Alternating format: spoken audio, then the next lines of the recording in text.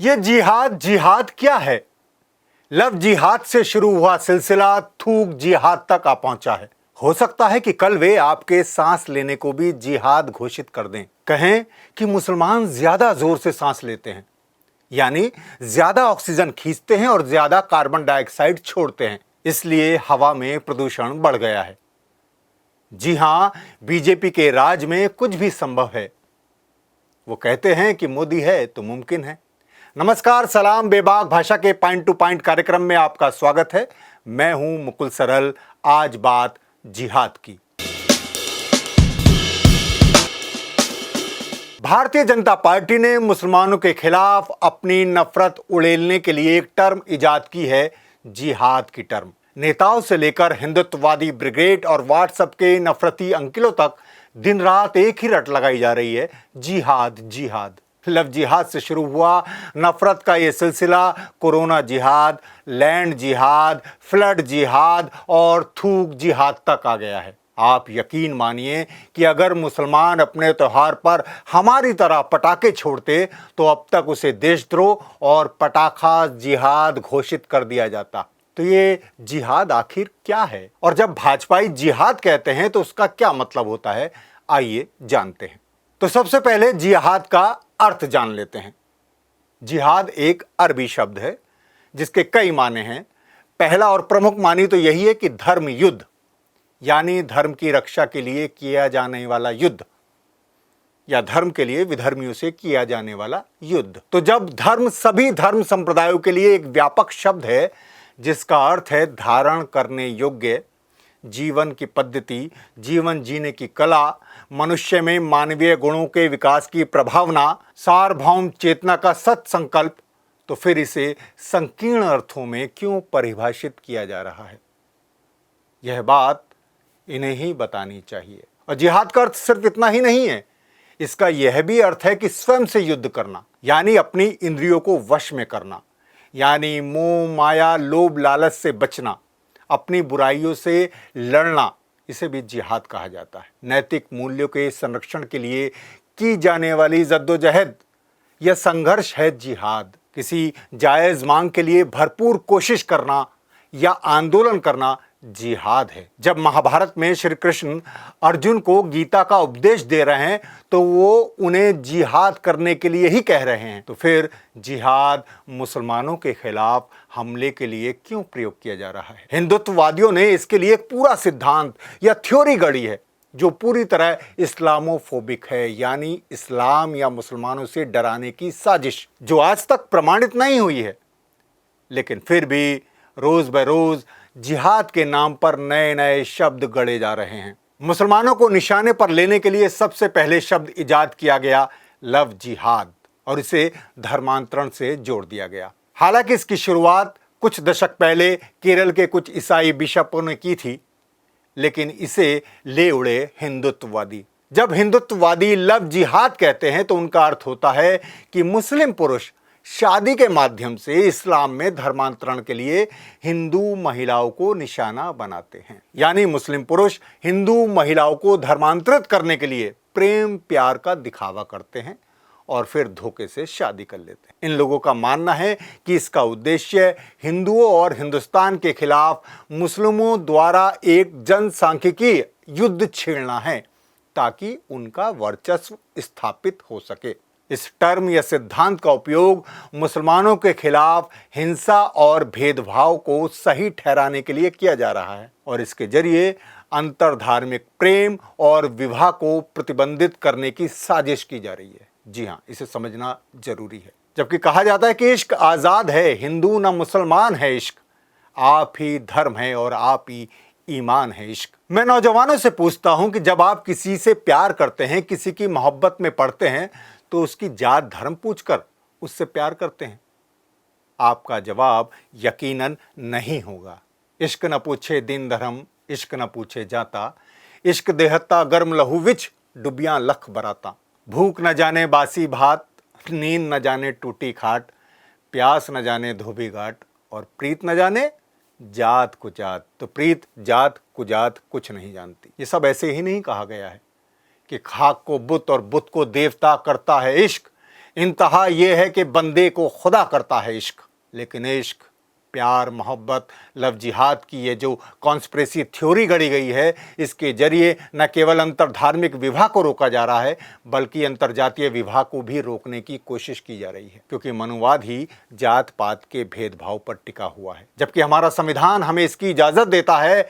धर्मनिरपेक्ष और भेदभाव रहित बराबरी का समाज बनाने में भी अंतरधार्मिक और अंतरजातीय विवाह का बहुत बड़ा योगदान है। इसे बाबा साहब अम्बेडकर से लेकर महात्मा गांधी तक ने स्वीकार किया और प्रोत्साहित करने की बात कही। संविधान के अनुच्छेद 25 के तहत धार्मिक स्वतंत्रता का अधिकार है। भारतीय कानून के तहत किसी भी धर्म के दो बालिग लोग विशेष विवाह अधिनियम 1954 के तहत शादी कर सकते हैं। कानून में लव जिहाद से जुड़ा कोई शब्द नहीं है, कोई शब्द नहीं है। न ही देश की किसी भी एजेंसी के पास यह डेटा है कि ऐसे कितने मामले अब तक दर्ज किए गए हैं या कितने प्रमाणित हुए हैं। मोदी 2.0 में सन 2020 में लोकसभा में एक सवाल पूछा गया इसे लेकर। उसके जवाब में तत्कालीन गृह राज्य मंत्री जी किशन रेड्डी ने संविधान के अनुच्छेद 25 का हवाला देते हुए कहा था कि भारत में सभी को धार्मिक आजादी है। उन्होंने कहा कि केरल हाई कोर्ट समेत कई अदालतें ये विचार रख चुकी हैं कि लव जिहाद की कोई कानूनी परिभाषा नहीं है। किसी केंद्रीय एजेंसी ने लव जिहाद का कोई मामला दर्ज नहीं किया है, ये केंद्रीय मंत्री का बयान है। तो फिर लव जिहाद के लिए अलग से कानून बनाने की जरूरत भी नहीं है, क्योंकि हमारे कानून में पहले ही गलत जानकारी देकर शादी करना, धोखा देकर शादी करना, अपहरण या जबरन शादी करना, इसके खिलाफ सख्त कानून हैं।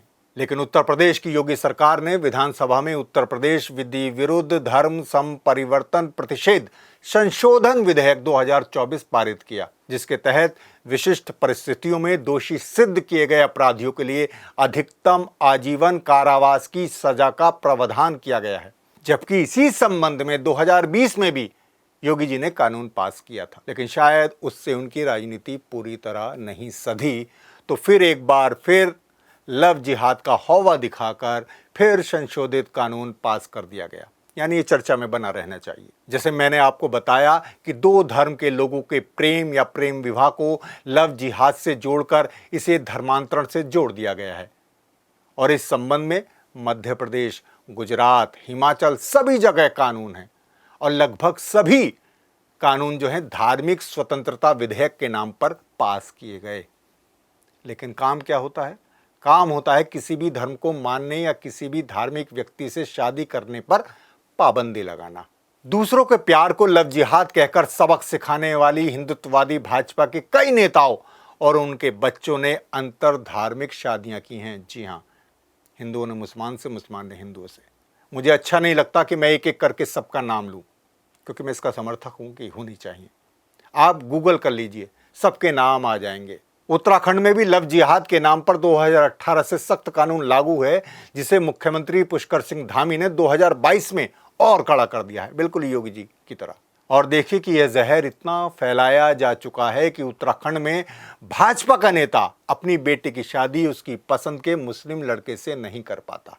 जी हाँ, पौड़ी के नगर पालिका अध्यक्ष और पूर्व विधायक यशपाल बेनाम की बेटी की शादी के कार्ड बंटने के बाद वायरल हो गए और उन पर बवाल हो गया। बेनाम साहब को इतनी धमकियां मिली कि वह बेटी की शादी स्थगित करने पर मजबूर हो गए। यही नहीं, आपको याद होगा उत्तराखंड के पुरोला का कथित लव जिहाद मामला कितना उछाला गया, कितनी सुर्खियां बनी, लेकिन केस अदालत में टिक नहीं पाया। 2023 में उत्तरकाशी के पुरोला में दो दोस्त, एक हिंदू था और एक मुसलमान, उन पर एक नाबालिग हिंदू लड़की के अपहरण के प्रयास का आरोप लगाया गया। कहा गया कि लव जिहाद की साजिश के तहत इस्लाम कबूल कराने के इरादे से उसका अपहरण करने का प्रयास किया। इन दोनों आरोपियों को गिरफ्तार भी कर लिया गया और इस बहाने बहुत बवाल हुआ। दक्षिणपंथी संगठनों ने पूरे पुरोला में मुस्लिमों के खिलाफ अभियान छेड़ दिया और उनके घरों और दुकानों पर हमला किया। तब से लेकर अब तक मुसलमान मुक्त उत्तराखंड के नारे भी बुलंद हो रहे हैं। लेकिन इसी 10 मई 2024 को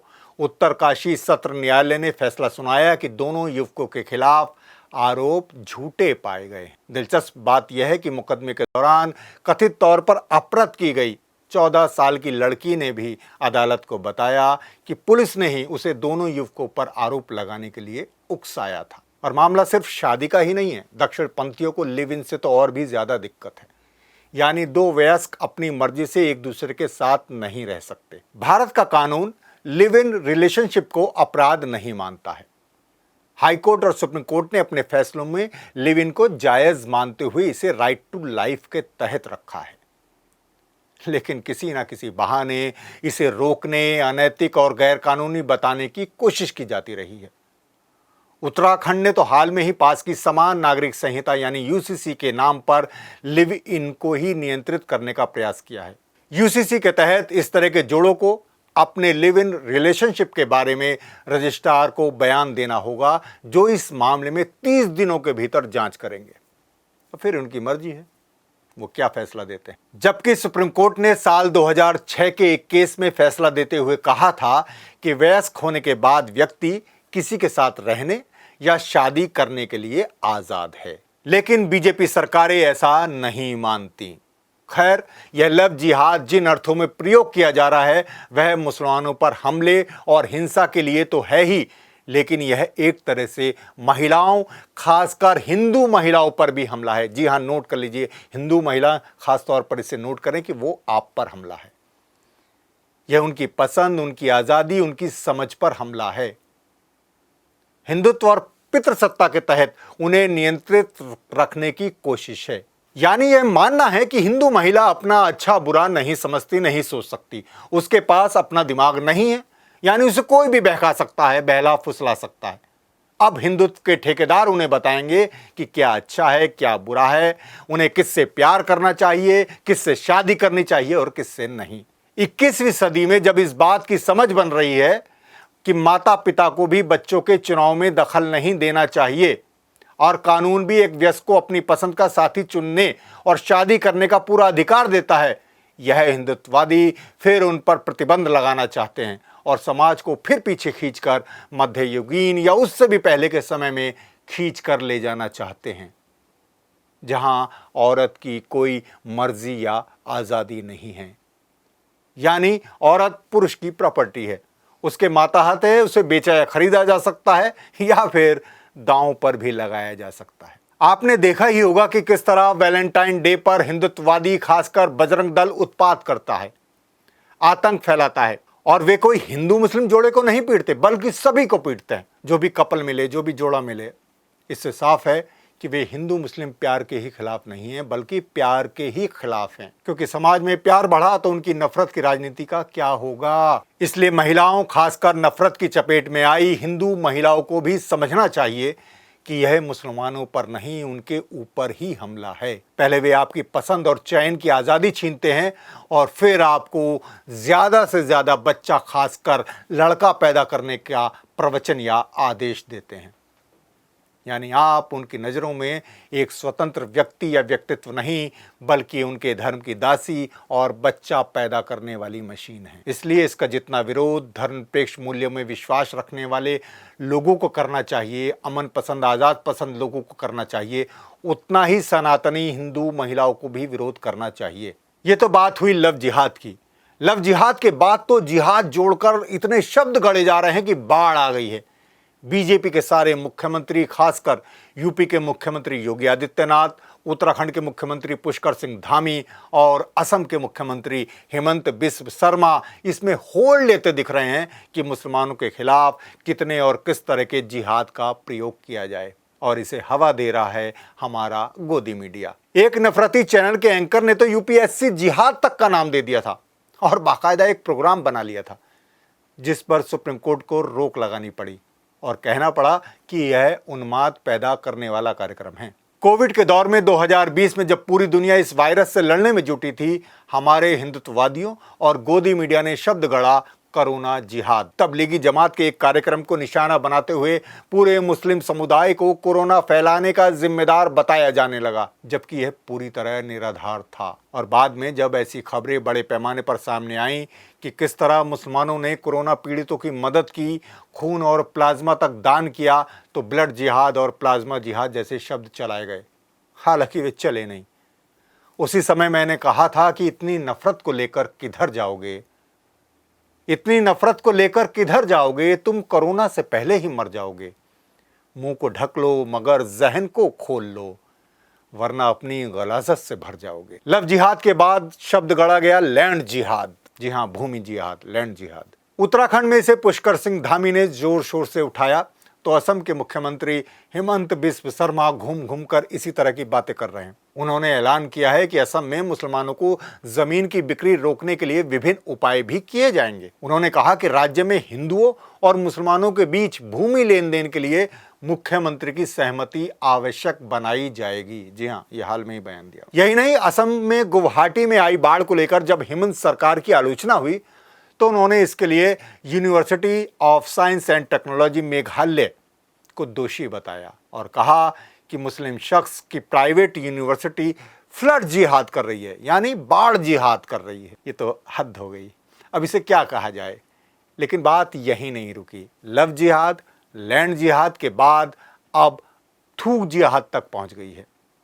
यूपी और उत्तराखंड में इसे लेकर कानून सख्त किया जा रहा है। उत्तराखंड में मुख्यमंत्री पुष्कर सिंह धामी व स्वास्थ्य मंत्री डॉक्टर धन सिंह रावत के निर्देशानुसार खाद्य संरक्षा विभाग ने इसे लेकर विस्तृत गाइडलाइन जारी कर दी है। इस तरह की घटनाओं में संलिप्त पाए जाने वाले व्यक्ति पर अब 25,000 से लेकर 1 लाख रुपए तक का जुर्माना लगाया जाएगा। योगी सरकार इसे लेकर छद्म एवं सौहार्द विरोधी क्रियाकलाप निवारण एवं थूकना प्रतिषेध अध्यादेश 2024 और UP prevention of contamination in food consumer right to know अध्यादेश 2024 लाने जा रही है। थूक जिहाद क्या है? आरोप है कि मुसलमान दुकानदार खाने में थूक कर अपने ग्राहकों को खिलाते हैं। ये बात कुछ समझ में आ सकती है क्या? इसका एक भी प्रमाण नहीं है, लेकिन इसे इतना प्रचारित किया गया, फेक वीडियो वायरल किए गए कि बहुत लोगों को लगने लगा कि यह सच है। असल में थूक जिहाद के बहाने मुसलमानों के आर्थिक बहिष्कार की सरकारी साजिश की जा रही है। आपने उत्तराखंड के तमाम गांवों में भी इस तरह के बोर्ड देखे होंगे कि यहाँ मुसलमान फेरी वालों का आना मना है, आदि आदि। इसी तरह यूपी उत्तराखंड में कांवड़ यात्रा के दौरान दुकानों पर नेम प्लेट लगाने को लेकर आदेश जारी किए गए थे, जिसे सुप्रीम कोर्ट ने रोक दिया था। कंज्यूमर राइट टू नो, यानी ग्राहक को अधिकार है जानने का कि वो क्या खा रहा है, उसे क्या परोसा जा रहा है। लेकिन आपको ये जानने में दिलचस्पी नहीं कि खाना वेज है या नॉन वेज है, खाने में क्या क्या मिलाया गया है, क्या क्या तत्व हैं, क्या क्या सामग्री है, बल्कि ये जानने में दिलचस्पी बनाई जा रही है कि बेचने वाला या परोसने वाला हिंदू है या मुसलमान। वो तो अच्छा हुआ कि गाजियाबाद में खाने में पेशाब मिलाने वाली मेड हिंदू निकली, वरना पेशाब जिहाद भी शुरू हो जाता। हालांकि ट्रोल आर्मी द्वारा पूरी कोशिश हुई कि रीना को रुबीना साबित कर दिया जाए, लेकिन ऐसा हो ना सका। हमें थोड़ा संविधान बार बार पलटना चाहिए, पढ़ना चाहिए। संविधान के अनुच्छेद 14 से 18 में समता के अधिकार के तहत साफ उल्लेख है कि राज्य, धर्म, मूलवंश, जाति, लिंग या जन्म स्थान के आधार पर किसी व्यक्ति को भारत के राज्य क्षेत्र में कानून के समक्ष समानता या कानूनों के समान संरक्षण से वंचित नहीं करेगा। थूक जिहाद या नेम प्लेट की जो राजनीति है, उसका उद्देश्य मुसलमानों के आर्थिक बहिष्कार से तो है ही, एक आशंका यह भी है कि इससे हिंदुत्ववादियों को दंगे में उनकी दुकान जलाने में भी सहूलियत होगी। जी हाँ, यह आशंका बहुत प्रबल है। अभी तो दंगाइयों को शासन प्रशासन, नगर पालिका, पंचायत, इन सब से लिस्ट निकलवानी पड़ती है कि कौन सी दुकान मकान हिंदू का है, कौन सा मुसलमान का। गुजरात और बहराइच में भी ऐसा हुआ। जब हर दुकान पर दुकान मालिक और कारीगर समेत सबके नाम की बड़ी बड़ी प्लेट लग जाएगी, तब तो पहचान में कोई मुश्किल ही नहीं होगी। तो इस सब का मकसद समझिए। और अब तो लेबर जिहाद और वोट जिहाद तक के शब्द इजाद कर लिए गए हैं। लोकसभा चुनाव में बीजेपी के खराब प्रदर्शन पर महाराष्ट्र में बीजेपी के नेता और उप मुख्यमंत्री देवेंद्र फडणवीस ने कहा कि चुनाव में वोट जिहाद हुआ है। यानी महाराष्ट्र समेत पूरे देश में बीजेपी की हार इसलिए हुई क्योंकि मुसलमानों ने एकजुट होकर बीजेपी के खिलाफ वोट किया। लेकिन वे बताना भूल गए कि 80% हिंदू मतदाता वाली सीटों पर भी बीजेपी को हार क्यों मिली। अयोध्या यानी फैजाबाद संसदीय सीट पर एक अनुमान के मुताबिक 84% हिंदू मतदाता हैं और 14% आबादी मुसलमानों की है। फिर अयोध्या ने उन्हें क्यों नकार दिया? और उत्तराखंड की बद्रीनाथ विधानसभा सीट, वहां कैसे बीजेपी कांग्रेस से हार गई? क्या हिंदुओं ने ही उसके खिलाफ वोट जिहाद कर दिया? जी हां, अगर जिहाद की बात है तो देख लीजिए बीजेपी को कितने % वोट मिलता है। 30, 31, 32, 40, 42 भी मिला है। तो 60% क्या वोट जिहाद कर रहे हैं? और ये क्या 60% मुसलमान हैं? तो सब बिल्कुल ये सब बातें, ये सब दावे बिल्कुल दिवालियापन की निशानी है। तो कुल मिलाकर दोस्तों, जिहाद विहाद कुछ नहीं है, सिर्फ और सिर्फ नफरत की राजनीति साधने का एक औजार है, जिसे हथियार की तरह मुसलमानों के खिलाफ इस्तेमाल किया जा रहा है। अगर काबिल अजमेरी के शेर को बदल कर पढ़ूं तो मैं यही कहूंगा कि नफरतों के सिलसिले आखिर कहां तक आ गए। पहले चौराहे तलक थे, अब मकां तक आ गए। शुक्रिया, मेरी बातों को सोचिएगा ज़रूर और कमेंट्स करके बताइएगा कि आप इस बारे में क्या और कैसे सोचते हैं। और हाँ, बेबाक भाषा को लाइक, शेयर और सब्सक्राइब करना मत भूलिएगा। धन्यवाद।